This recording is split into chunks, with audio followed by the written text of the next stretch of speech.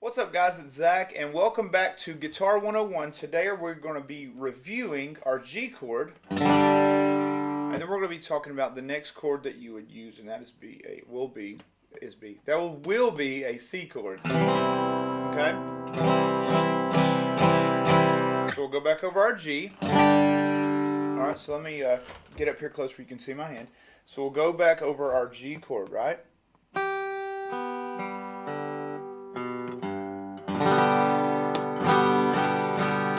Okay, so now the next chord that we're going to use is called a C chord.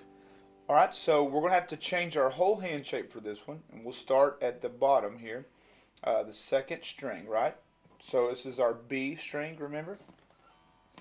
Index finger on the B string, which is the second string, on the first fret. So 1, 2, 3. All the chords right now are going to stay in these first 3 frets. So string 2, or B string, index finger. And for these chords, for all chords, but especially the C chord, you want to make sure that if you lay your hands like this and just lay them down, you're going to be hitting other strings. But you want to make sure you stand them up and see, let me see if I can move around here. When you stand them up, see how they're kind of touching each other? Like right on this one right here. But when you stand them up, see how it opens up those lanes? So it does that, so you have to use the tip of your fingers, right? See how that's where the indentions are? The very tips, like standing up. It's almost like you're trying to make it like this is the sidewalk and your fingers are walking on it, right? Okay? So what you want to do is you take your index finger, second string, first fret, okay? You want to stand it up really tall, almost like you're making a C with your hand, right?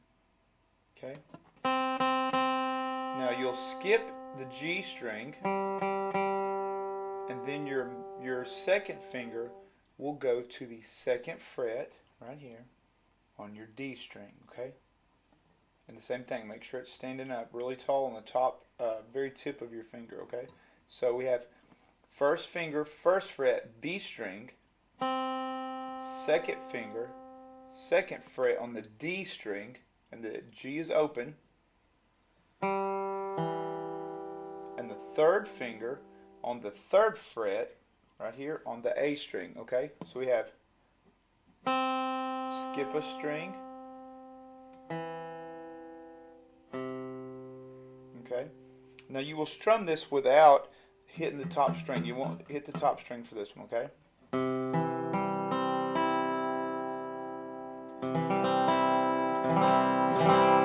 That is a C chord, okay?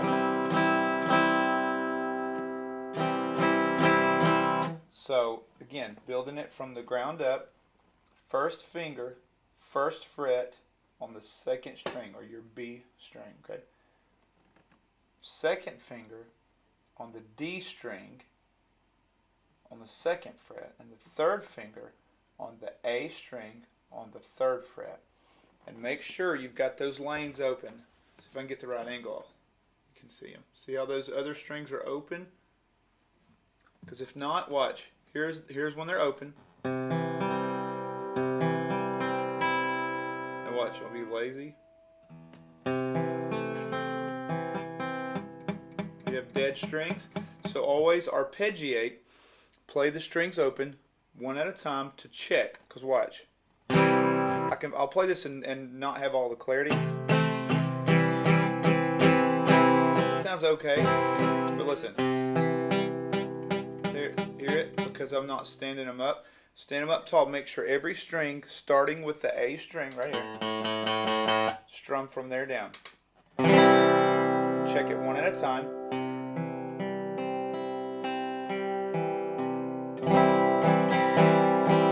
Now what I want you guys to practice, once you have this key, and again this is the key of C, once you have this key, I want you to practice going from your G chord back to your C. So you have your G, and then your C.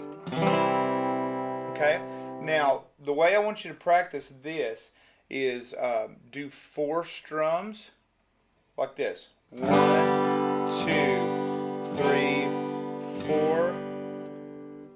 1, 2, 3, 4. Now what it will take you a second to get your fingers in the right position. First thing first is always make sure you're pressing the right strings and leaving the rest of the strings that you're not pressing either open or you're not strumming them, because you can make a C chord and all the strings be open that are supposed to be and all the notes clear, but if you strum the low E, which you're not supposed to strum, it sounds like this. Now, technically, we're hitting an E in the chord, but the fact that that E is kind of sounds weird, right? But listen to this. How much better that sounds. So make sure you're hitting the right strings first. Make sure they're open where they're supposed to be open, and no extra strings are being played, right? So always focus on the technique first and making sure everything is correct before you start working on your strumming technique. Make sure your chordal hand is doing what it's supposed to do. Okay, so 1, 2, 3, 4, switch. You'll look at your fingers, get them all in the right position. 1, 2, 3, 4, and then go back. 1, 2, 3, 4. Be practicing on that, on your C chord, and also going back and forth from your G to C. Next week we're going to show you a new chord, so make sure you guys work on this really hard, practice, and we'll see you guys next week.